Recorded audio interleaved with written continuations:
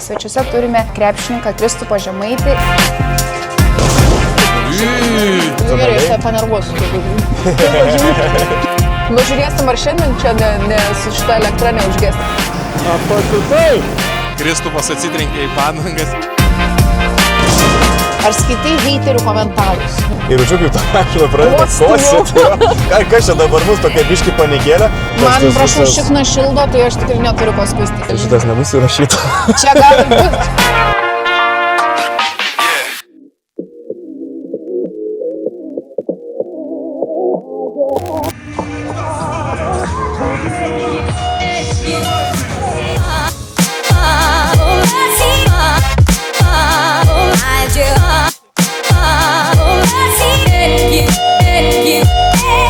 Sveikas Kristupai, sveiki visi žiūrintis, tai noriu trumpai pristatyti, kokiu formatu ir ko mes šiandien susirinkome. Tai svečiuose turime krepšininką Kristupą Žemaitį ir norime šiek tiek išbandyti jo įgūdžius ne tik krepšinio aikštelėje, bet ir už automobilio vairo, bei tuo pačiu metu jį truputį pakalbinti apie jo karjerą, asmeninį gyvenimą galbūt ir net santykius su automobiliais. Tai nors aš įprastai pratusi būti už automobilio vairo, šiandien persėsiu į keleivės princesės vietą ir jį pakalbinsiu. Ir susitiksime neįprastoj vietoj, ne pokalbių studijoje, o būtent už Porsche Taycan vairo.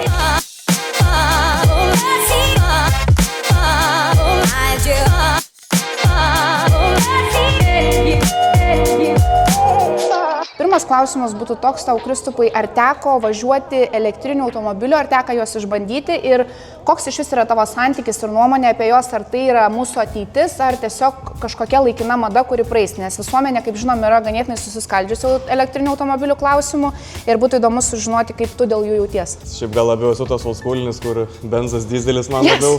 Ja. Bet tuo pačiu jo, ko gero, tai irgi gali būti kažkokia savotiška ateitis. Pats niekad nesu vairavęs elektromobilio, bet turiu draugą, kuris turi ir yra vežęs, tai nežinau, turbūt pliusai minusai galima vardinti. Tai pliusai, kad turbūt mažiau taršos, mažiau to triukšmo, galbūt tas toksai tylesnis, komfortiškesnis vairavimas. Bet tie minusai turbūt irgi tos įkrovimo stotelės, ne visur jų yra, ypač užmiesčiuose, tai toksai visą laiką turi dėliotis tas jau kelionės ir turbūt ilgalaikiais mastais, ilgalaikiam kelionėm turbūt irgi yra sudėtingiau biški elektromobiliai. Bet va taip turbūt mieste, centre maltis, tai ko gero galbūt yra kompaktiškiau, bet benzą įsipili per ten kelias minutės, o elektromobilį pakrauti turbūt reikia kokią bent jau pusvalandžio. Tai čia toks irgi savotiškas minusas. Taip, tai žiūrėsim, gal šiandien dar kaip šaltyje pasirodys automobilis, ar tik neteks man kažkur stoti ir bendrauti stovint vietoje. Tai norėčiau dar apskritai tavęs paklausti, koks yra tavo santykis su automobiliais, ar labiau save vadini tuo benzingalviu, link jų trauktum, ar visgi esi tas, kur tave galbūt servize netgi galėtų truputį apgauti ir net nesuprastum, ką ten darė, ir automobilis labiau toks tiesiog, kad nuvažiuoti iš vienos vietos į kitą. Jo, labiau gal man iš taško A į tašką B, vis tiek toksai, kadangi toks tai darbas mano, kuris reikalauja, kuris laiką kiekvieną sezoną tos automobilius keiti, tai nesu labai jau tas kažkoks automobilių fanatas. Negali sau leisti prisirišti per daug, kai... Jo, negali sau prisirišti, bet kažką tuos bazinius dalykus galbūt supranti, jeigu ką visą laiką pasitari su šeimyna, su draugais, kaip tenka servise, kiek kainuoja, kas galbūt ten kitur pigiau, ar čia nebando kažko prastumti tavęs, tai jo, bet pačiam tas toksai santykis labiau jo, kad tai yra tiesiog dalykas, su kuriuo gali pasiekti tašką A, tašką B ir man labiau to ir užtenka. Suprasta. Šiandien nei taško A, nei taško B neturėsim, tai galėsim testuoti ir noriu tavęs paklausti, kokį galbūt galingiausią automobilį tau teko vairuoti ir taip pasimėgauti tą jo galę, spustelti tą gazą ir pažiūrėti, kas bus. Jo, tai čia ganėtinai tas neseniai vyko, pernai metai šitos pačios Kado auto turėjau galimybę šiek tiek su draugu prasivažinėti su Audi RS automobiliu, tai toksai sportinis automobilis. Buvo įspūdžio? Buvo įspūdžio, iš tikrųjų, draugas davė pravažiuoti, tai jauti tą galingumą ir kas turbūt labiausiai įsiminė, tai toks garsas. Šiaip net gal sakyčiau irgi toks labiau minusas, nes net viduj sėdintų sunkiai gali susikalbėti su keleiviu, kas man buvo labai keista, nes tas garsas ten tiek jisai užgožė ir toks labai įdomus, keistas jausmas, bet tai buvo labai gera patirtis, tu jauti tą tokią galę, galingumą ir tas man tikrai paliko įspūdį. Tai va turbūt ta Audi TT RS su ten berods 600 arklio galio kažkas tokio buvo buvo galimybė pravažiuoti, tai tikrai buvo įspūdinga. Tikrai įspūdinga. Na, šiandien su triukšmo problema automobilyje tikrai nesusidursim, yra gera žinia. Ir būtent elektromobilis galbūt tave dar turės vietos nustebinti savo startavimu iš vietos, nes žinai, elektra yra šitose vietose pasikaušiusi. Tai dar noriu paklausti, ar tau yra svarbi automobilio išvaizda, tarkim, automobilio spalva, ar čia toks mažiausiai svarbus kriterijus. Ir jeigu galėtum, pavyzdžiui, rinktis, ar štai šį automobilį nuspalvinti, koks būtų tavo pasirinkimas? Gal turi mėgstamiausią spalvą? Jo, tai turbūt populiariausia, mėgstamiausia spalva kaip ir jūsų tokia mėlyna man gal būtų. Ir jo, su spalva, nu, tai juoda balta turbūt yra klasika, bet aš kaip ir su drabužiais vis laik mėgdavau galbūt tokius ryškesnius šiek tiek. Tai taip pat ir su automobiliu man visai galbūt imponuotų tokia, nežinau, mėlyna spalva, tokia ryškiai mėlyna, ne, nes toksai, man atrodo, visai gražiai dėrėtų. Tai Taip, tai gal šokam patikrinti, ką čia mums šiandien atvežė ir būtent test drive'ui gavome automobilį iš Kado Auto ir tikiuosi, kad tokį pat jį jiems ir gražinsime. Ir Kado Auto yra viena didžiausių naudotų automobilių įmonių Lietuvoje, kuri užsiima jų pardavimais, leasingu, individualiais užsakymais ir pagalba parduodant savo automobilius. Tai šokam patikrinti šį žvėrį. šokam.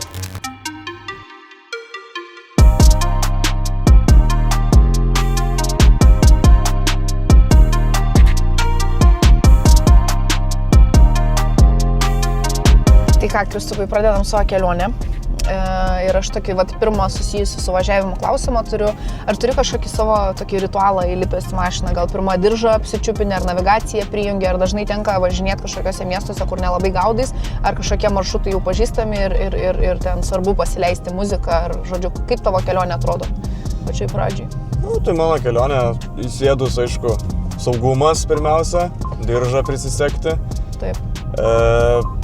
Be abejo, susivedu visą laiką CarPlay, kad būtų patogi kelionė, kad irgi navigacija, veizas, kad viską žinot, nors ant kitą kartą važinėjai savo mieste, bet vis tiek veizas parodo tuos trumpesnius kelius. Ir trikojus visokius jo kamščius. Kamščius jo, kad išvengti, žinai, tai tikrai patogus dalykas, tai visą laiką tuos dalykus susivedu. Ir kad muzika, ar ten kitą kartą, jeigu irgi mėgstu kažkokį podcastą paklausyti, nes visai kartais jų paklausau, tai tokia ta kelionės ir pradžia būna. Diržas, CarPlay'us, navigacija, susivedi, kad susikurt atmosferą, žodžiu. Jo, kad kelionės metu ten reikėtų kažko spaudinėti ir ten dėliotis, tai kad viskas būtų patogiai iš anksto. O ar vaikystėje buvo kažkokių, galbūt tada labiau mašinėlės buvo įdomios negu dabar, ar visą laiką tavo pagrindinis žaislas buvo krepšinio kamuolys rankose? Šiaip balansas buvo geras, toksai, aišku, krepšinis tikrai būdavo svarbi dalis. Jau nuo mažens. Nuo mažens, jo, nuo 8 metų aš taip jau pradėjau eiti krepšinio treniruotės, aišku, tą kamuolį darželį pradėjau atsimenu mėtyti, nes praktiškai vienintelis ten atsimenu mėtydavau į krepšį, ten kiti labiau smėlio dėžiai žaisdavo ten. Nelabai domester buvo įmanoma, gal darželį. Bet mašinos irgi, jos atsirado, nes irgi labai mėgdavau vaikystį visokius žaislus, tai labai dinozaurų visokie patikdavo, bet tarp jų tikrai būdavo ir visokios mašinytės. Tradiciškai. Ir jo, prie tos, kur gali ten pats su jom važinėti visur, dar iš tikrųjų, kai atsimenam, buvo tas toksai kilimas. Legendinis kilimas, taip. Su tais visais, tai gatvėm, jo. Irgi būdavo vau dalykas, atsimenu, pusbrolius turėdavo, tai kai pas jį nakvodavau, visą laiką būdavo labai smagu pasivažinėti, o po to, kai atsirado tos mašinėlės, kurių tu ten gali su pulteliu, tai iš viso būdavo kažkas ateitis, jo. Taip. Tai tas, jo, užėmė dalį, tikrai man tas patikdavo vaikystėje. Tai įdomu, kur tai nuvedė, koks buvo tavo pirmasis automobilis, jau ar pats jį rinkaisi, ar labiau tėvų kažkokia įtaka buvo, kaip rinkaisi pirmąjį automobilį? Pirmas automobilis tai labai paprastai, kadangi turiu vyresnį brolį, tai jisai pirmas laikė teisės, turėjo automobilį ir po to taip gavosi, kad jisai jau užaugo, jis atiteko kitas automobilis ir kai aš įsilaikiau teisės 18 metų, 2014, tai gavau jo automobilį, tai buvo Ford Fiesta, tokia ryškiai žalia, labai tokia graži spalva, mechaninė, atsimenu. Ir aš su juo realiai taip draugavau, kokią turbūt 1,5 metų galbūt. Tai patogi, kompaktiška mašina. Šilti prisiminimai ar...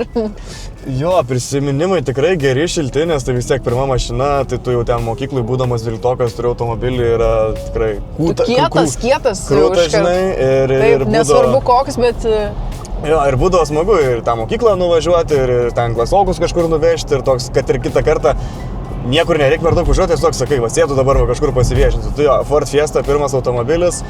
Ir nebuvo jis ten galingas, toks kuklus, nelabai traukiantis, Ne žinai, to kad ten reikia jau... pradžiai, jau vieno, tom pirmam automobiliui užtenka, kad tai būtų automobilis. Jo, žinai, ir jau. nepadžiazuosi per daug, bet tikrai geri atsiminimai, viskas labai patiko.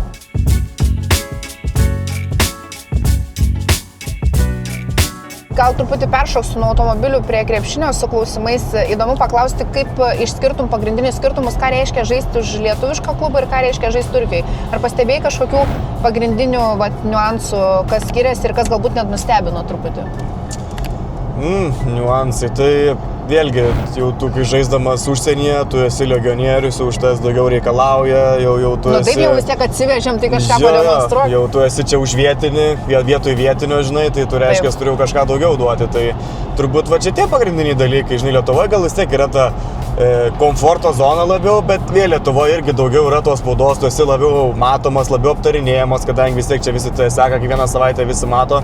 Tai čia nežinau, ar pliusas ar minusas, čia kartais gali būti pliusas, kartais gali būti minusas. Tai Turkijai galbūt va, tas iš pliusų man bent jau asmeniškai sezono galbūt mažiau to supranti tos visos medijos, kaip kas vyksta, per daug ten nesigilini. Negali skaityti heiterių komentarų, nes nesupranti tiesiog. Į tos podcastus ar dar kažką ir toksai galbūt tiesiog ramiau susikoncentruoji. Tai galbūt didesni lūkesčiai tau, bet pačiam mažesnis spaudimas iš, tarkim, žmonių, ne ten spaudos ir panašiai. O Lietuvoje iš spaudos pareina turbūt didesnis spaudimas ir... Jo, bet irgi geras yra pasakymas, jeigu tu esi, tu žaidi komandoje, kur yra spaudimas, tai reiškia, tu esi geroj vietoje. Tai taip, be abejo, ir tobulėji. Taip, tai čia tikrai yra pliusas. Labai teisingai, reikia jo nepabijoti, žinai, nes jeigu išsimiegi komforto zonai kažkokioj, tai reiškia, kad tu jau nebetobulėjai ir nebejudi į priekį, žinai. Tai... Ir dar kur gero dar išskirčiau gal šiek tiek fanus. Turkijoje vis tiek jie tokie labiau impulsyvesni, emociškesni galbūt negu Lietuvoje. Oho. Jo, tai aišku, mes Lietuvoje turim tų tokių fanų, bet taip didžioji dauguma vis tiek Turkijoje labiau tokie jie būna galbūt aštresni ir ant emocijų, bet viskas fainai. Geras, įdomus pastebėjimas. Tai labai taip įdomiai šitą tavo karjeros pokytį, ar įmanoma būtų prilyginti automobiliui, jeigu reiktų savo karjeros etapą prilyginti automobiliui, kaip tu sakai, kad toks vis tiek tobulėjantis, tai gal vis tiek tai būtų kažkoks sportinis automobilis, ar kaip tik kažkoks labai pravažus ir prisitaikantis, nebūtinai kažkokia tikslė markė, bet jeigu reiktų savo karjerą išreikšti per automobilį, ar pavyktų padaryti tokį dalyką? Čia geras klausimas iš tikrųjų.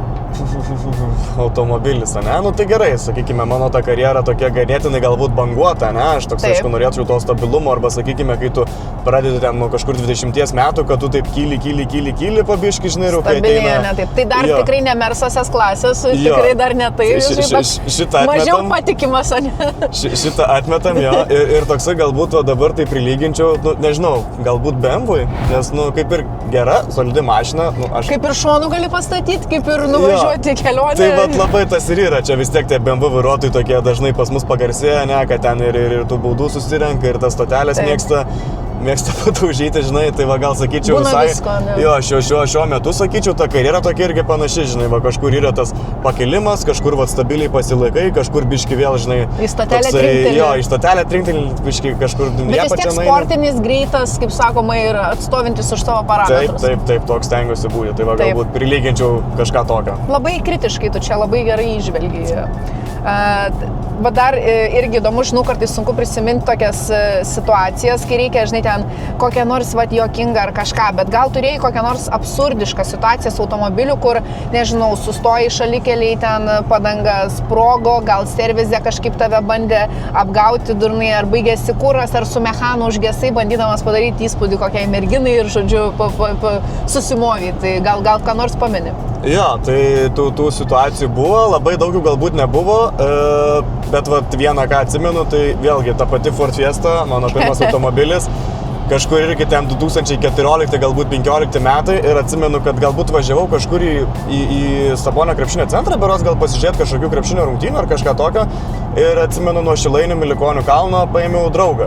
Aha. Ir atsimenu, kad ten yra šalia Circle K ir aš jam sakau, kad, gerai, paimu tave ir va dabar čia važiuojam, nusipilsim kuro, nes aš esu iš tų žmonių, iki paskutinio, kur aš pažįstu savo mašiną.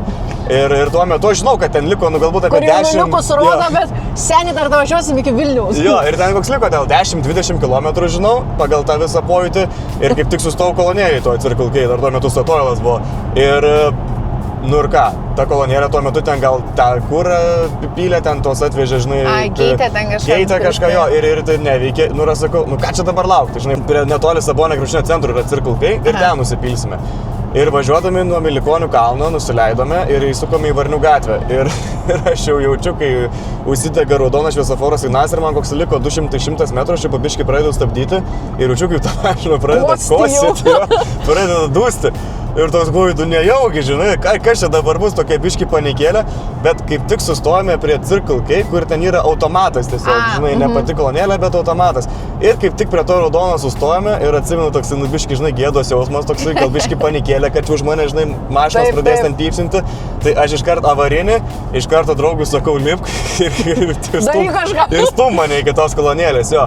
Tai taip ir gausi, ten dar buvo praeivių, tai viskas labai gerai, nes ten visiškai šalia buvo mums prieš šviesoforą pasukti dešinę. Visi linkę padėti tokioje situacijoje, žinai, čia nėra ko gėdintis ir turbūt visiems yra buvę bent kažkas panašaus į tą pusę ir gal merginom lengviau, kai taip nutinka, žinai, ten daugiau norinčių padėti, jūs jau savo jėgą išsikapstysit. Tai...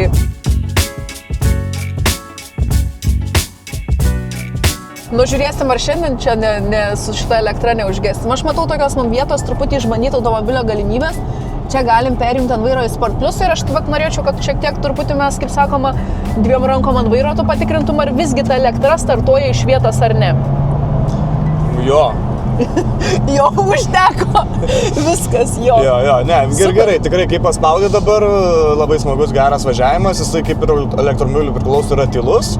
Bet toksai malonus. Paspaudyti jau tik, kad mašina jinai nekosė, jinai biški irgi susupranta tave. Norėjau paklausti, ką dar pastebėjai automobilį kažkas ar tau tyliai maloniai važiuosi, šiaip kol kas niekas nekliūna, ne, kad iš blogos pusės, man atrodo. Apart to, kad tas mūsų range'as likęs nuvažiuoti kilometražas mažėja, bet apart to, man atrodo, kad čia labai mums puikiai sekas. Jo, tas range'as, kaip sakė, čia matau, kad jau nukrito 50 km, nors mes ten prasisikėjom, tik vis galbūt 12 geriausia. Jo, tikrai nedaugiau. Tai, bet jo, viskas, komfortas geras, salonas smagus, sėdasi gerai. Taip. Vairas, žinai, man prašau šikna šildo, tai aš tikrai neturiu ko skųstis, ypač tokiu oru. Žinai, man faina, automobiliai, kurie gerai greit bėgisi, aš juose jaučiuosi saugiau važiuojant, nes, pavyzdžiui, jeigu tau bus situacija, kur tau reikės greičiau aplenkti, greičiau žiedai važiuoti, žinai, norisi pasitikėti savo automobiliu, kad esant kažkokiai ekstremalesniai situacijai, jisai padarytų tai, ko tu iš jo tikies.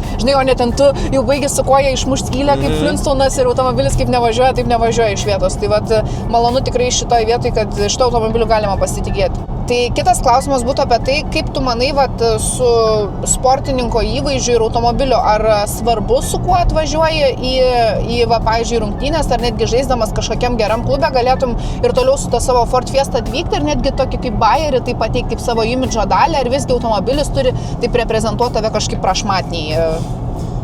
Aha, jo, ir čia dar iškart prisiminiau, dabar paminėsiu, ką esu girdėjęs, berods Jonas Mačiulis yra pasakojęs kažkokiam podcast'e, kai jisai tuo metu atstovavo Madrido Realui, kurių suprantame, kad čia yra elitinis klubas, karališkasis klubas. Ir jis, man atrodo, yra minėjęs, kad atvyko kažkada su kažkokiu tai galbūt paprastu automobiliu ir maždaug klubo žmonės, vadovai pasakė, kad ten su visą pagarbą.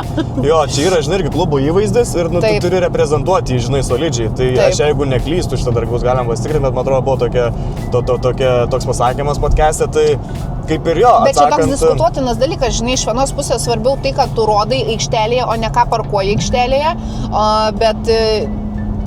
žinai, įdomu, ką čia taip stipriai reprezentuoji, kiek tu algą kokią moka, ar... Turbūt kažkur, žinai, klubas vis tiek yra solidus, nori išlaikyti tą irgi savo lygį, tai galbūt čia toks gali surasti tų sąsajų, aišku, kad atrodo, koks skirtumas, ką aš vairuoju, žinai. Taip.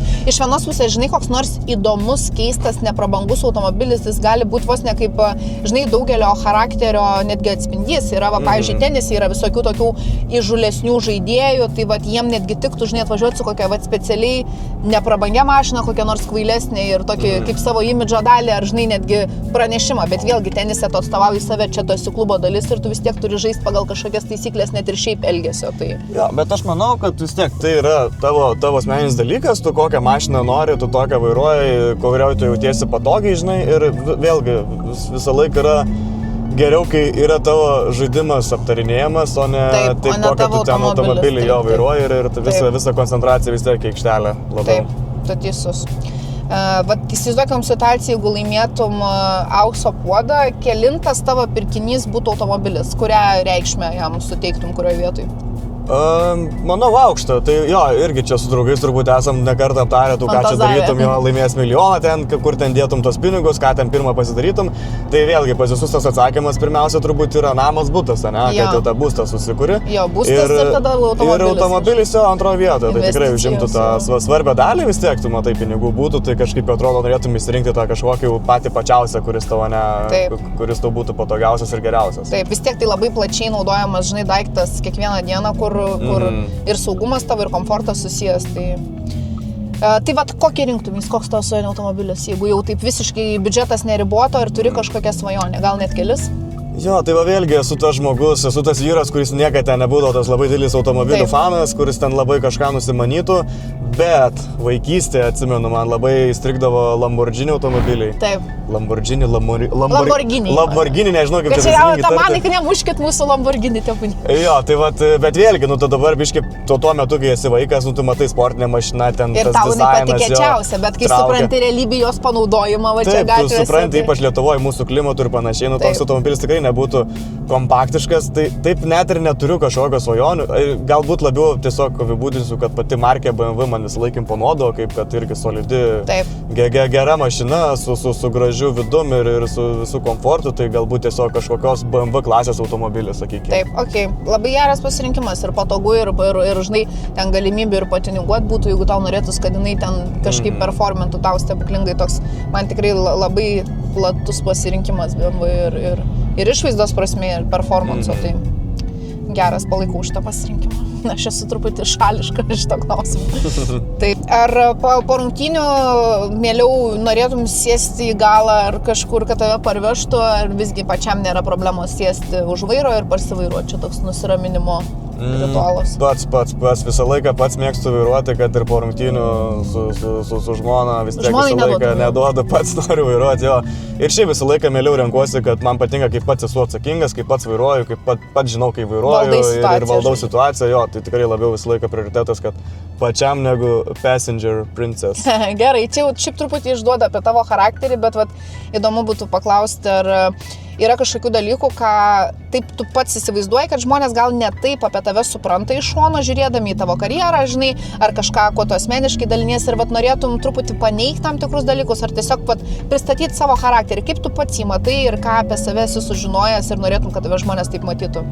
Tai aš manau, esu šiaip gan geras, rūpestingas, draugiškas žmogus, kuris niekad nelinkęs ten kažkokių ieškoti problemų ir kažkokių intrigų, visą laiką kažkaip norisi to gyventi ramybėj, taikoje, žinai, ir jo, va čia tas yra toks momentas, kur, sakykime, mes kitą kartą dažnai darom įspūdį apie kitus žmonės, galbūt visai kitokį negu yra iš tikrųjų. Taip, ir kartais net pagal save, žinai, tu nori vos ne savo pats prigalvot, kad tas žmogus yra toks, nes tu nenori pripažinti gal jo gerų savybių, gal jo blogų savybių nenori pripažinti. Žinai, čia dar tokį, esu pastebėjus dalyką, nugi tu kažkuriam žmogui, kiekvienas iš mūsų esam turbūt labai blogas ir kažkuriam esam labai geras, žinai, ir vat kuris iš jų yra teisus, tai čia viskas priklauso nuo kuriam tu gyvenimo taške susitinki, kaip ten jūs tarpusavį pasielgėt vienas su kitu, žinai, ir niekada negali žinot, kuris ten, kokią tą nuomonę apie tave nešiojasi. Taip, galų gale sakau, per karjerą daug sutikau žmonių krepšinėje, kur irgi esu girdėjęs iš tų žmonių, kad aš nelabai kažkam patikau, bet kai pradėjom bendrauti, kai ten žaidėme vienoj komandai, galbūt ir panašiai, viskas pasikeitė, tapom geriausi draugai. Aš irgi lygiai taip pat turėjau kažkokių galbūt vienokių nuomonių apie tam tikrus žmonės, bet vėl, kai pradedi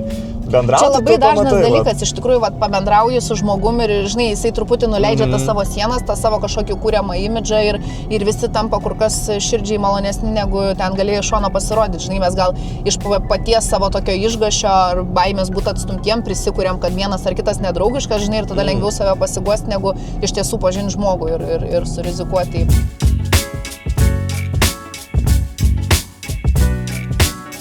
Įsivaizduok situaciją, kad, tarkim, tu prarastum visą savo atmintį ir tu turėtum vieną žmogų iš savo aplinkos išsirinkti, kuris tau turėtų papasakoti, kas tu esi per žmogus ir vat, kuriam žmogui tu patikėtum šitokį darbą, vat, kad tave supažindintų su tuo, kuo tu pats esi. Ar tai būtų žmona, ar kažkoks geriausias draugas, galbūt brolis, ar... Geras klausimas. Nu, čia sudėtingas labai. Sudėtingas, bet taip atmetimo būdu nugalvoja, jo, tai draugai tavo, tai jie tave pažįsta irgi ko gero nuo tam tikro gyvenimo etapo, ne, tai turbūt saugiausia variantų šiuo atveju rinkčiausi tėvus.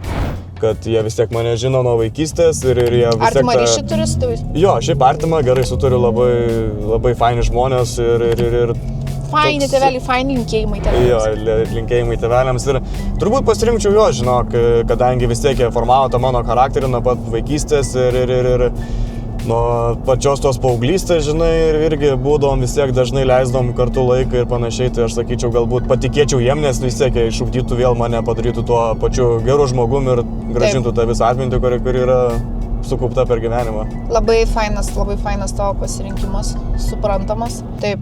O va kaip tau sekasi susitvarkyti su nesėkmėm kažkokiom, kaip reaguoji į, pavyzdžiui, rungtynės pralaimėtas, ar sudėtinga, ar tau kaip tik tokia vidinė motyvacija, kad, iš karto kitą kartą bus geriau, ar dar tokie emociniai išgyveni šitą kalnelių, žinai, tos... Jo, tai vėlgi priklausomai labai, kaip tu pralaimėjai rungtynės, ar tu pralaimėjai ten paskutiniam sekundėm, ar tu ten visiškai neturėjai šansų. O kas yra tau žiauriau asmeniškai, paskutiniam sekundėm ar... Ai, gal paskutiniam sekundėm, man kai yra viskas per vieną metimą. Man kaip žiūrinčiai irgi taip žiauriau, nes atrodo iki paskutinės dar tik žinai. Taip. Nes kitu atveju tu turi ilgiau laiko pasiruošti tam pralaimėjimui ir tu jau vis tiek link to eini ir dar, žinai, iš paskutiniųjų kapanojas. Ten kokie, 10, 15, 20 taškų pralaimė. Tu žinai, tu tą dieną buvai prastesnis, viskas, nebuvo šansų, komanda geriau pasiruošė, kiti ir taip toliau. Bet čia atrodo kaip iš vaiko saldainį atimtame, jau pergalė kaip ir beveik švietėsi ir paskutinė sekundė nukniaukė. Praloši tą vieną metimą, tu galvoji, tas vienas metimas, tarkim, aš būčiau pataikęs, būtume apsigynę, žinai, būtume atkovoję kamuolį. Kaltini realiai kiekvieną savo padarytą klaidą, kad čia galėjo būti vos netalentinga. Ir tu galvoji, tu galbūt galėjai patekti į finalą, tu galėjai laimėti titulą, viskas labai taip, žinai, keičiasi, visos karjeros keičiasi. Nes jau užžadėjai tą visą... Jo, tai kaip aš susitaikau su tuo, tai labai priklauso, ką tu praloši, bet iš esmės tai dažniausiai stengiuosi, taip, tu pralaimi, jeigu skaudžiai, tu paliūdi tikrai tą vakarą, tu biškai apsikrauni, bet iki sekančių rungtynių dažniausiai, netgi iki sekančios treniruotės. Nu jo, nebeatsinešiau tos emocijos. Viskas užsimiršta, turi judėti į priekį.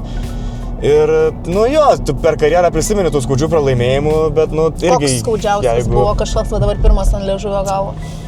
Tai ant liežuvio keli gal tokie, bet jeigu dabar taip išskirti vieną, galbūt sakyčiau pralaimėjimas LKL finale, kaip buvo Panevėžio Lietkabelio žaidėjas 22 metais prieš Rytą pralošėm seriją.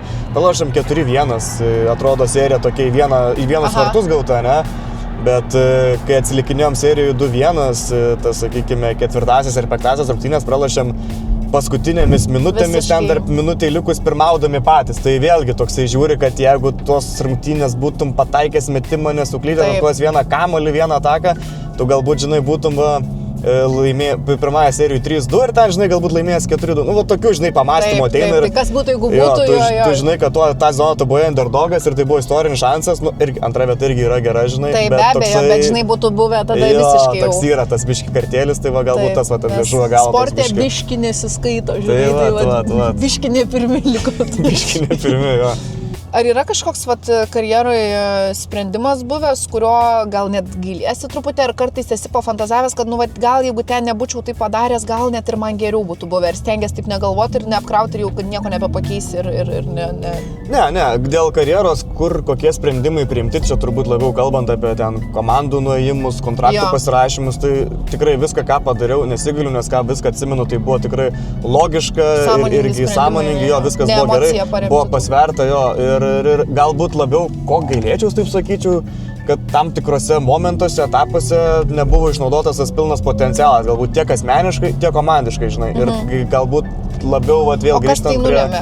Ar pats save kažkur pristabdėjai ir galėjai spustelt ir kažkokie gal sudomino biški kiti dalykai dėmesį nuviliojo, ar dėl ko taip nutiko? Ne, tiesiog galbūt irgi nežinau kaip čia įsivardinti, galbūt tiesiog buvau irgi per geras, stengiausi būti per geras, žinai, toksai visiems, kur atrodo galėjau galbūt pats labiau būti toksai egoistas, jo, kur, sakykime, ir vėl paminėsiu Šiaulių etapą, kai buvau pas Antaną Sereiką trenerį, kuris labai džiaugiuosi pas jį pabuvęs, labai geras ir labai daug patirties davė. Ir jisai, atsimenu, jisai spausdavo būtų egoistų, spausdavo būtų, žinai, savanaudžių, kad tu eik, daryk, vaikas daryk, lysk ir taip toliau, žinai. Ir galbūt to gailiuosi, žinai, kad tuo metu kažkaip nepersiverčiau per save, būti toksai, žinai, labiau... Ir nepasigrėbė, biškai daugiau savo, ko tau reiktų. Tai buvo geras etapas, viskas sakai, bet sakau, toks atrodo nebuvo išnaudotas pilnai ir tas biškai truputėlį yra to, žinai, tokio graužaties, bet vėl, tu nesistengi to prisiminti ir apie tai galvoti. Bet tu iš to kažko išmokai, supranti, tu tau buvo galbūt gera pamoka, daugiau pažiūrėti, sakykime, savęs į ateitį ir tu, žinai, vis tiek gali tai pritaikyti ateitį. Čia nėra tai, kad, oi, tada nepavyko, numoju ranką ir toliau likusi gyvenimą, žinai, nieko dėl to nedarysiu. Tai čia tau labai gera pamoka ir aš, žinok, labai šitai tavo pamokai pritariu ir manau, kad labai daugam yra tai svarbu suvokti, nes mes, žinai, nuo mažens esam mokomi būti geresniais, tylesniais, ramesniais, žinai, ir taip toliau, o kartais nėra blogai padraskyti akis. Tai tas yra labai reikalinga. Aišku, susiveiku protų visą laiką. Taip, be abejo, žinai, kad nepalik netokio įspūdžio, bet už save pastovėjęs žmogus visą laiką ir daugiau pagarbos užsitarnauja, žinai, toksai, tu kitų akise būni, kad, tipo, wow, maladės, va čia, žinai, gal aš būčiau patylėjęs, o tu ir ne tik, kad, žinai, galvoja, kad tu blogas ar kažkoks per daug norintis, o dar kaip tik su pagarbai tave pažiūri. Taip.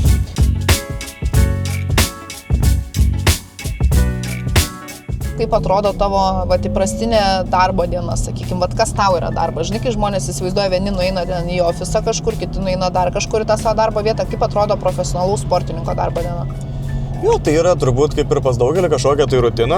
Pas mus ta rutina galbūt yra įvairesnė, nes mes vis tiek keliaujame į kitus miestus, kitas šalis ten kitą kartą. Tai bet ar išeina tą savo kažkokią rutiną palaikyti, tos įpročius kažkur išsivežti, žinai, ir pritaikyti?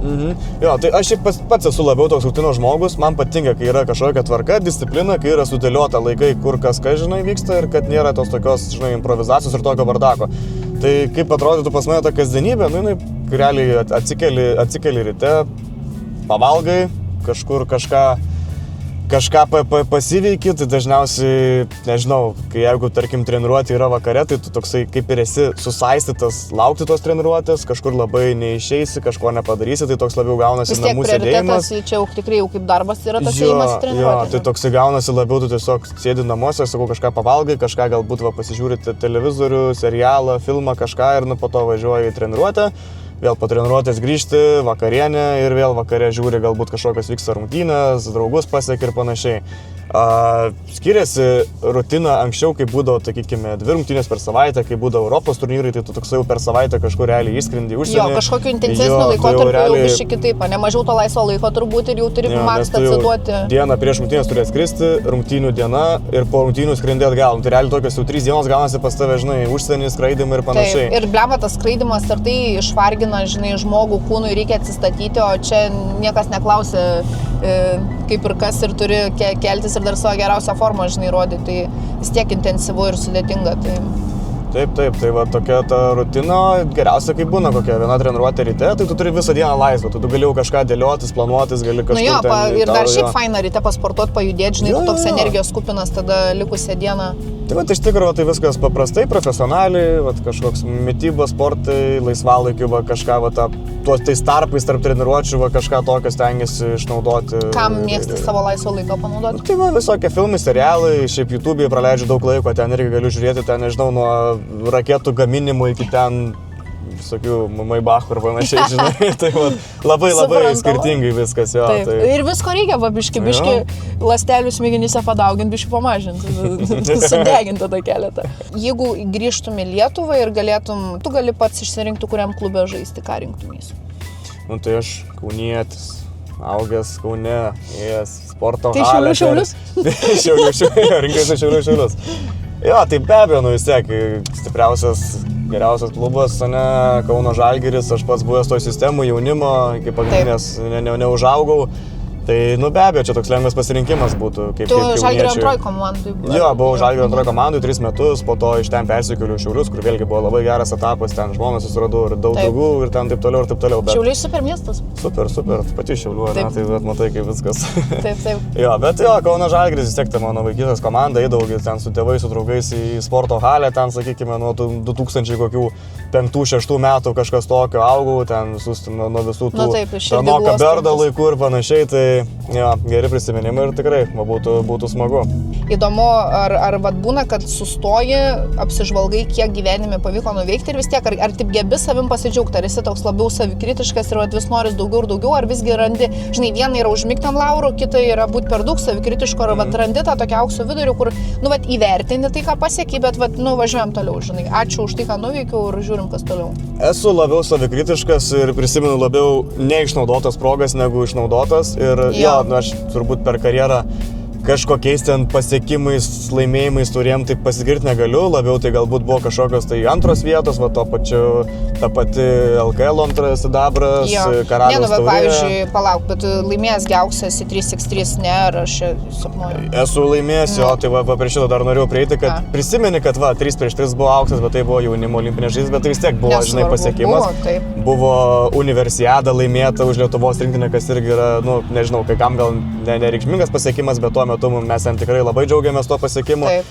Jo, tu prisimeni, kad tu esi laimėjęs, kad ir ta pati LKL antra vieta, tai yra medaliai, sidabras, tai yra džiugu, Karaliaus taurė, nu kažką tu prisimeni, bet va, tas, sakykime, vėl grįžtant prie etapo Vilkuose, tu prisimeni, kai tie 3 metai, kur buvo tikrai dideli lūkesčiai, kur tu galvoji, kad tu imsi tuos medalius, nu, kad tu nebūtinai ten auksą, žinai, kad tu jo, bent jau tu bronzą kažkokią, gal tu žaisi finale kokį sykį, žinai, ten prieš tą patį Kauno Žalgirį ir tu prisimeni va tą 3 metų etapą, kur tu realiai nepavyko. Jo, ir va tas, žinai, yra ta tokia graužatis, kad va kažko nepavyko išpildyti, žinai. Bet žinai, va, jau kas nutiko, tas nutiko, bet tu gali visą laiką tą nutikimą paversti į savo pasirinktą emociją. Ar tai būtų, žinai, ar graužatis, ar kaip tik dar toks vidinis alkis, kad, žinai, norisi atsigriebti. Tai va, čia turbūt irgi labai svarbu va, tas tvirtas charakteris ir su savim susidirbti, kad viską versti į tokį dar didesnį norą ir motivaciją, žinai, kiekvieną tą neišsipildžiusių lūkestį savo, kad, nu, tipo, va, dabar tai, žinai, svarbu, va, nepalūšti, nepasiduoti, nenukabinti nosis ir dar daugiau save tada.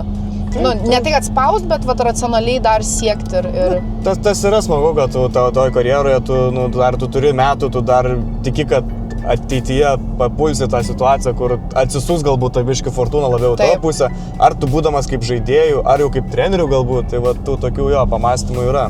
Bet viskas okei, džiaugiuosi karjerą, esi sveikas, žaidi, darai tai, kas patinka. Taip, ir čia svarbiausia, yra labiausiai. Čia yra, žinai, daugelio žmonių svajonė galų gali atrasti tai, kas tau patinka ir dar tame, žinai, kad tau gerai sektųsi ir galėtum iš to gyventi, tai yra labai labai smagu. Tai vat, kalbam truputį, žinai, apie ateitį kažkokias dar vat, lūkesčius, vizijas, o kada praeityje supratai ar gal kažkokį pasiūlymą gavęs, kad, nu, va čia jau vadinas su krepšiniu, jau čia dabar aš dirbsiu, jau čia panašu, kad, nu, tarsi nusimato rimti reikalai, kada buvo toks kažkoks momentas, sakai, vat, 8 metų nepradėjai lankyti, iki tol jau vis tiek domėjais ir vat, kada buvo tas toks lūžis, kad, tipo, aučiau darosi rimta. Buvo turbūt lūžis, kai buvo mano vieni paskutinių metų moksleivių krepšinio lygoje, kai dar vis tiek iš krepšinio tų pinigų neuždirbdavai, bet jau nes aš ganėtinai buvau toks visą laiką ir mažas, ir nebuvau kažkur pagrindinis žaidėjas, buvau toks labiau visą laiką nuo suolo, toks kažkoks dar ieškojantis savęs. Ir va, tos kelios vasaros atsimenu, čia būtent kokių 16-17 metų, ne, tų pačių 18, jau kai buvo paskutiniai metai Sabonio krepšinio centre, aš jau pradėjau suprasti, kad man visai čia neblogai sekasi, tarp bendramžių, neblogai sekasi ten regionų krepšinio lygo, kai žaidėm jau tarp vyrų, ten jau, kurių mes dar vaikai liauni, o ten dėdės jau tokie stiprus, žinai, su pilvais. Tai aš jau tada supratau, kad man čia viskas neblogai sekasi. Ir turbūt lūžis įvyko, kai 2014 metais vyko jaunimo Eurolyga, čia vat, kaip tik Žalgirio arenoje. Ir mane pakvietė tada Žalgirio komandą atstovauti. Ir aš atsimenu, ten jau vis tiek buvo vieni geriausių mūsų surinkti žaidėjai. Ir aš ten visai gerai žaidžiau, patekau simbolinį 5. Ir tada supratau, kad viskas neblogai sekasi, kad aš čia visai patempiu tą lygį, kad aš gerai jaučiuosi aikštelėje, kad aš, pelnau taškus, apsiginu, ta prasme, viskas gerai. Ir tada, kai... Vis tiek toks kažkoks iš šono pripažinimas tau ir pačiam užtvirtina, nes tu apie save gali galvoti, ką nori, žinai, bet jeigu ten, niekas tavęs niekur neima ar dar kažkas, tai tu nelabai turi pagrindo apie save įtikėti tuo, ką galvoji, žinai, tai va čia toks vis tiek iš šono pripažinimas, pastebėjimas, žinai. Taip. Ir va sakau, va tie patys 2014 metai, kai mane pakvietė dublerių komandą po tos jaunimo Eurolygos, va tai jau dar pirma alga, ten aišku kukli, ten kokie gal 200 eurų, gal 300, žinai, bet jau ta pradžia tu gauni savo sąskaitą tos pirmus pinigus, žinai, kas yra. Tu realiai uždirbai iš tos savo veiklos ir to, kas tau patinka. Čia ir va tada aš jau supratau, kad tai yra kelias, nes tai yra Žalgirio dubleriai, geriausia organizacija, ne, Lietuvoje, tu esi puikioj vietoj dirbti, tobulėti ir tada supratau, kad tai gali būti tas kelias, kad reikia dirbti, kabintis, nors vėl pirmais metais požiūris pas mane, atsimenu, buvo blogas, vėlgi nes atėjau iš komandos, kur buvau pagrindinis, žaidžiau gerai ir taip toliau ir galvojau, kad čia galbūt viskas bus panašiai, žinai, bet buvo blogas požiūris, galbūt biški per mažai darbo dar įdėdavau ir panašiai ir sunkiai sekėsi, atsimenu, tą adaptaciją iš regionų lygos į nacionalinę. Bet, tu neturėjai patirties dar, žinai, tam požiūrį teisingam susiformuoti. Čia esmė yra, žinai, atėjus į tą naują situaciją, greit mokytis ir greit kabintis ir žiūrėti, kas vyksta, žiūrėti, žinai, galbūt net nebijot paklausti, kaip tau elgtis tam tikrose situacijose, nes, žinai, niekas negimė mokėdamas, net ir prisitaikyti. Tai... Taip, bet va tuo metu supratau, kad jau vis tiek tai gali būti tas kelias.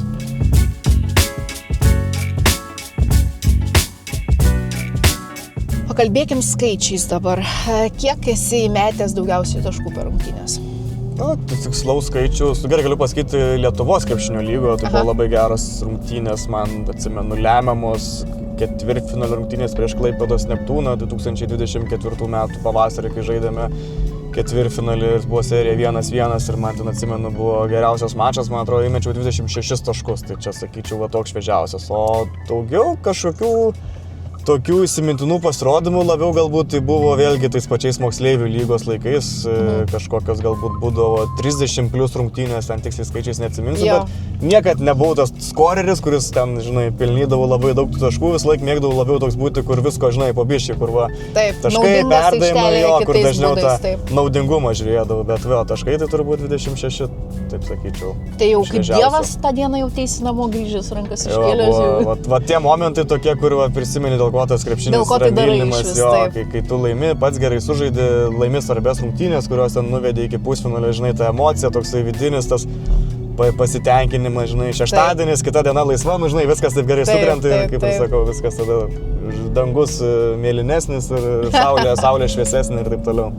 Gerai, tai dabar toks greitas klausimas, ką rinktumės šitą Porsche garaže ar 40 taškų per kokias nors svarbės rungtynės? Imčiau Porsche šitą vis tiek. Gerai, čia nustebinai. Klausyk, tai čia labai geras įvertinimas automobiliui, jeigu ką tik aptarėm, kiek emocijų sukelia taip rezultatyviai pasirodyti ir va, prašau, vis tiek automobilis man nėra blogai, vadinasi, gerą įspūdį palikom. Ir žiūrėk, pastebėjai kažkaip mes mieste, kai važinėjom, ne taip baisiai mūsų mažėja tas likęs nuvažiuoti kilometražas. Kažkaip ten, kol vos nestoviniavom vietoj, atrodo, kad jis biškis sušilo ir mažiau panikuoja. Ilgi jo, galbūt kompaktiškumas išlenda, kad viskas visai neblogai.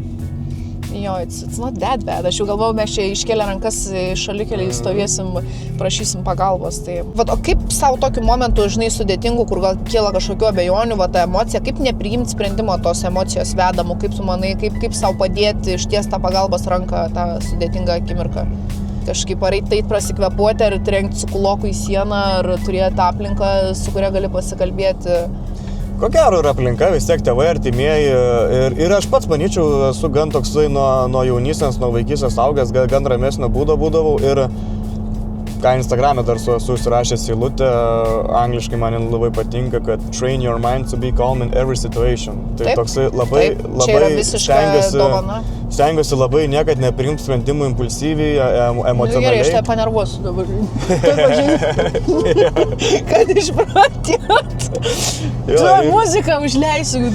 Ir visą laiką jo, tas būdavo turbūt ir nuo to ankstyvo amžiaus, kad nepasiduoti emocijom, visą laiką vertinti racionaliai, sudėti pliusus minusus, tu žinai, kad tai nėra amžina, kad viskas bus geriau ir kad, nu, tiesiog reikia kažkokį tai etapą tiesiog iškentėti. Tai ir jo, ir galiausiai tėvai pas man irgi tokie tikrai, jie mąstyti, protingi, žinai, taip, tai sąmoningi, jo, kad visą laiką labai irgi svarbu patars. Čia, žinai.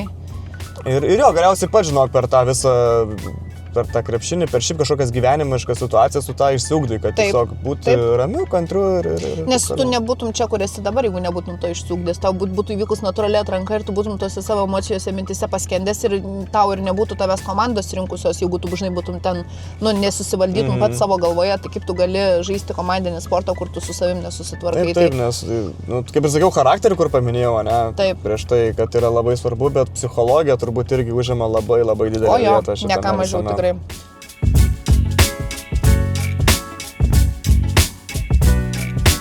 O vat kaip tėvai reagavo į tokį tavo karjeros pasirinkimą, jiem čia irgi nuo mažens aišku, ar kažkaip darbos neliepia kažko, žinai, kaip kitiem užsimti kažko rimčiau, ten tradicinių darbo, ar jau nesitikėjo to iš tavęs ir matė, kad tu linksti stipriai į krepšinį?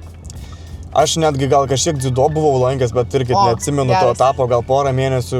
Visą laiką mėgdavau šiaip apskritai būti tas judrus vaikas, kurio žaisti ir man labai noriu tavo kaklą pažiūrėti. Pagal veidotyrą, jeigu žmogaus ilgas kaklas, jam yra būtinas veiksmas, judesys, jo.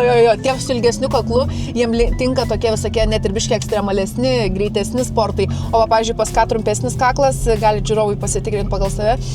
Žmonės yra tokie, ten sporto salėje, kažką, žinai, tokius sulėtintus biški sportus, tai ramesnius. Ja, tai va, kaip ir minėjau, po to, man atrodo, nuo 8 metų kažkur pasakiau tėvam, kad tiesiog noriu lankyti krepšinio treniruotės, nes tuo metu buvo kokie 2004-ieji, ne? Tai tuo metu atsimenu, ten Lietuvos rinktinė laimėjo pernai metais Europos čempionatą. Žalgiris ten Eurolygoje buvo per plauko nuo finalinio ketvirto. Visur, kur pažiūrėsi krepšinis, geri pasiekimai ir turbūt tas kažkiek jo pasąmonė įlindo, kad aš irgi noriu čia būti.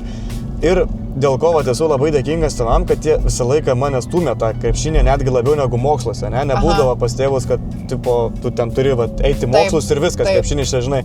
Jie kaip tik gal matė kažką daugiau negu aš pats savyje, kur tu eik tą krepšinį. Tai čia yra labai faina, kad, žinai, kartais būnant vaiko, aš pati mečiau tenisą, nes tuo metu man rodė multikus, žinai, ir tėvai sako, tu vis tiek eisi kažką kitą lankyti, bet leido mesti. Ir man tas, žinai, toks, aš tikrai nebūčiau tenise nieko pasiekus, ta prasme, vadinkim daiktus jų vardais, bet vis tiek tas toks, aš po to gailėjaus, kad mečiau, bet man jau buvo baisu tėvam pasakyti, kad, žinai, aš vėl persigalvau, nes tu būdamas vaikas, dar paauglys, tu nori su tais draugeliais pastumti, tau kartais yra smagiau padurniuoti, negu nueiti tą treniruotę, žinai. Tai labai labai svarbu, kad iš tėvų būtų tas toks palaikymas, ypač jeigu mato, kad tau sekasi ir žinai, manį gal tenisininkės nematė, dėl to niekas per daug ir nespaudė, tiesiog liepia kažkur kitur, kad bent judriai leisčiau laiką, bet vis tiek toks labai faina dalyką paminėjai iš tėvų, kad, žinai, kaip tik su geru prisiminimu, kad tave spustelėjo, o ne, žinai, kad, ten mane spaudė, nes, žinai, gali, jeigu tu neturėtum nuoširdaus noro užsiminėti krepšiniu, tai tas spaudimas tave dar labiau atgrasytų, tai čia irgi yra faktas, žinai, toks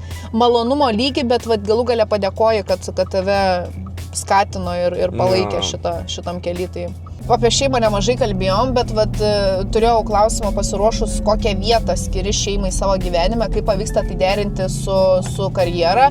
Tai tarkim dabar ne apie tėvus, bet tu vis tiek turi žmoną ir kaip jinai su tavo gyvenimo ritmu, su lokacijom, kuriuose tu būni, kaip jinai, ar jai pavyksta prisitaikyti, kaip jūs šitoje vietoje sutarėt. Jo, tai visų pirma, turiu labai puikią žmoną, taip pat iš Šiaulių, kaip ir minėjau anksčiau. Tai aš žinau ją. Jo, tai viskas labai puikiai, žinok. Labai fainas, geras žmogus, visą laiką. Turbūt labai supratinga, visą laiką pirmiausia padės kitiems, žinai, o tik tada savo. Čia kas liečia bendrus gyvenimo dalykus, kas liečia kažkokią maisto gamybę, kur irgi puikiai labai manim rūpinasi tais atžvilgiais. Tai ir kas labai džiugina, kad kiek teko Lietuvoje į kitus miestus kraustytis, važinėti, jokių nėra, žinai, burbuliavimų, kažką čia, kad palieku draugus ar kažką. Svarbiausia, aš šalia prisitaiko, viskas okei. Dabar šiemet irgi pirma patirtis užsienyje, ne, sakykime, Turkija, miestas ne ten pats prašmatniausias, ne pats didžiausias ten, žinai, veiklų. Bet nieko netrūksta, viskas gerai, jei yra, aš šalia kažką susiranda veiklų, sporto salė, susiranda draugų ten, krepšininkų. Labai didelį vietą užima, kur, sakau, visą laiką ir palaikys ir atvažiuos rungtynės, ten pasidaro švarkelį, ten su numeriu, žinai, ten su dar kažko atvaizdu. Tai labai viskas vaikų faina, nes man irgi labai svarbu, kad mano artimieji, žinai, tėvai, ypač kai tu žmona, turi su tėvais tokį santykį, tu jau turi, žinai, gražų šeimos modelį ir tokią svajonę išsikeltą ir tau, žinai, pačiam svarbu sukurti irgi tokią pat šiltą ir palaikančią šeimą.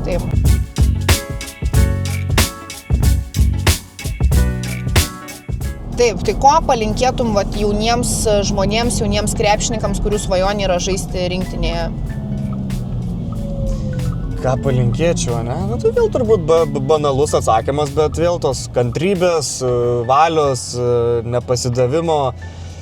Vėlgi Lietuvos rinktinė, tai čia yra aukščiausias taškas, ne? Tai čia yra vėl 12 geriausių šalies krepšininkų tuo metu sveikų, ne, ir reikalingų. Tai ne kiekvienam tikrai pasiseka, per karjerą yra krūva gerų krepšininkų, kurie neusivilka tos aprangos. Taip, nes šiek tiek labai daug dalykų sukrenta, žinai, kartais ir aplinkybės nebūtinai ten. Tai sakyčiau, jo, tiesiog to nepasidavimo, pasitaikus pirmom nesėkmėm, tikėjimo, siekti to savo tikslo ir galiausiai pasiduoti tai valiai, kad tiesiog viskas atsitiks taip, kaip turi atsitikti. Taip, ir tada, viskas kada vyks natūraliai. Jo. Taip. Aš irgi, čia labai karjeros greitai gali keistis. Aš irgi atsimenu 20 metų vasarą, tada ta covidinė vasara, kur po tapo Šiauliuose, Kėdainių, aš net buvau Lietuvos krepšinio lygai niekur nereikalingas, ne, kur aš ten jau galvojau, irgi ta karjera tokia eina labai ne ta pusė, kurią norėjau, bet vėlgi išlindo Alytaus pasiūlymas ten paskutinėmis minutėmis, ten sužaidžiau gerą sezoną, po to Panevėžys pasiūlė, sužaidžiau ten gerą sezoną tiek asmeniškai, tiek komandiškai ir viskas per 2 metus pasisuko, kur atrodo, tu esi nereikalingas niekur iki Lietuvos rinktinės. Iki tokių blogiausių minčių. Ir toksai, sakau, niekad nepasiduok, tikėk ir tiesiog viskas ateis savo laiku ir vienu ar kitu pavidalu tas ateis. Taip, pasiduot likimo tiekmei, žodžiu. Taip.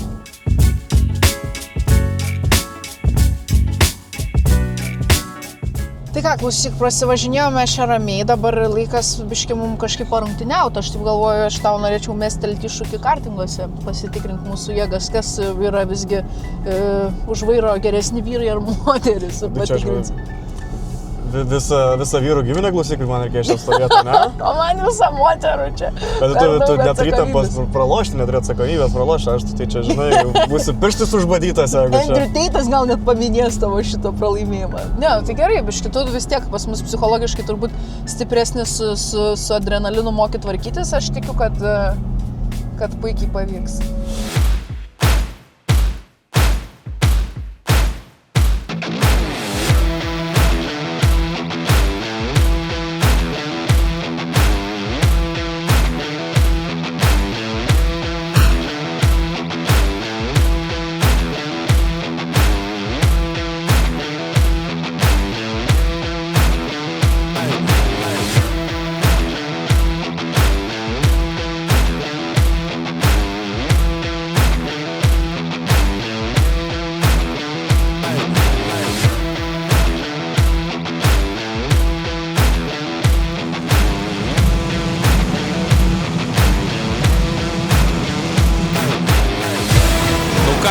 Lenktynės prasideda.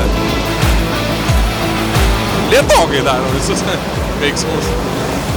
Šiaip Kristupas turi labai pasitempti. Atsikabink! Gazo! Gazo! Štai koks Kristupo pasirodymas 6 lape 37 sekundės ir Greta pagerino savo geriausią. Buvo 29 sekundės, dabar 28,5. Panašu, kad ši mergiotė įsivažiuoja. Aš pasitau! Išprotėjus moteris, klausykit. Kristupas atsitrenkė į padangas. Kas geriau važiuoja? Šiuo atveju tikrai ženkliai geriau važiuoja mergina.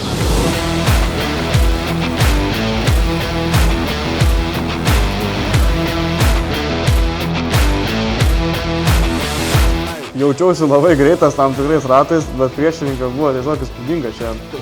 Aš nežinau, kaip jinai čia tai varė, bet realiai mane kokiais 3 ratais turbūt aplenkė. Tai gera patirtis, labai smagu. Rekomenduoju.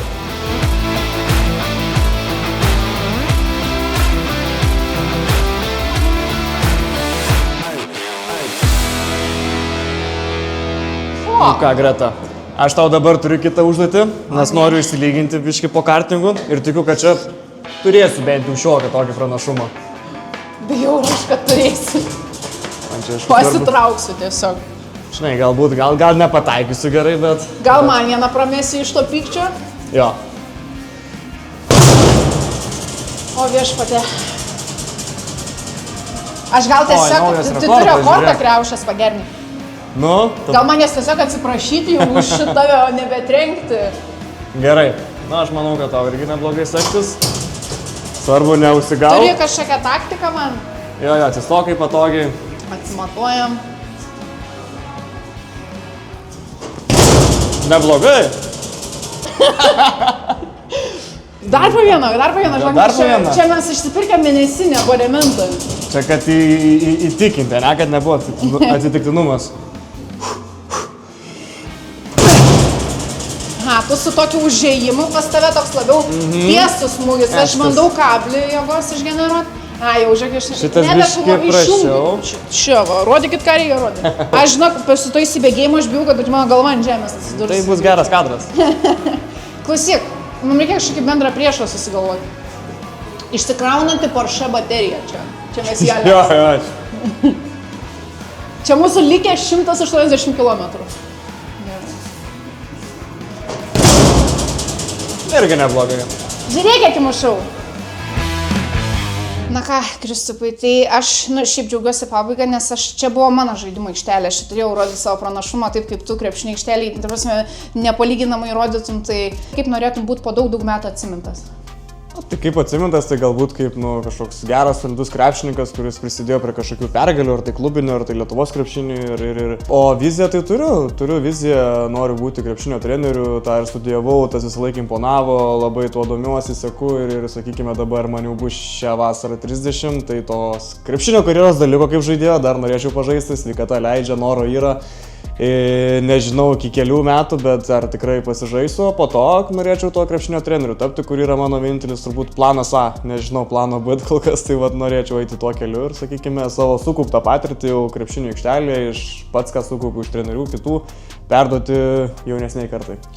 Vat tave pažinus šiandien per pasivažinėjimą, manau, kad tau labai tiktų ši karjera, ta prasme, tu toks, vat, kaip žinai, užsiminė apie tą ramaus proto išlaikymą, aš manau, kad tai irgi yra labai svarbu treneriui gebėti, žinai, pertiktas surinktas žinias ir rasti bendrą kalbą su kiekvienu žmogum pas tave apsilankiusiu. Tai ką, labai tau ačiū už šiandieną ir labai smagų laiką apturėjom, malonu tave pažinti ir tikiuosi iki kitų susitikimų ir sėkmės tau karjerai. Malonu, ačiū Greta. Ačiū. Ačiū Kado Auto už galimybę šiandien prasitestuoti Porsche Taycan automobilį. Jeigu ir jūs ieškote savo naujo automobilio, galite drąsiai kreiptis į Kado Auto, jie turi ne tik tokių prabangių, bet visokio tipo automobilių. Ar jūs domina leasingas, ar tiesiog įsigyti, tai žodžiu, kviečiu pasižvalgyti jų asortimente. Ačiū žiūrovai, kad buvote su mumis kartu, nepamirškite palaikinti video, pasubscribinti mūsų kanalą ir pakomentuoti, kokį kitą žmogų norėtumėte pamatyti už įspūdingo automobilio vairą.